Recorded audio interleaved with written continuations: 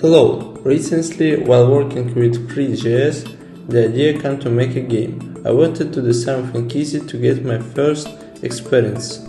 In my last video, you already saw how to install the library and display the model. So, we will skip this step. The essence of the game is to dodge obstacles on the road with a cube.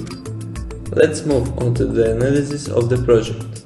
The project consists of two main files, index.html and game.js. All game logic is in JS. Here we created the scene, position the camera and added light.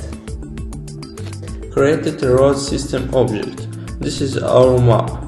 We added a road and the obstacles to it. The generate obstacles function takes the number of obstacles parameter. The function creates obstacles and places them on the map. Each iteration of the animation, the position of the cube is checked by the checkPosition function.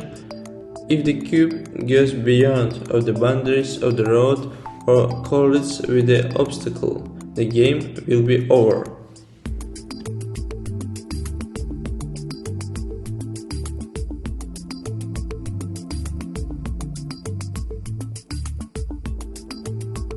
Please like, subscribe to the channel.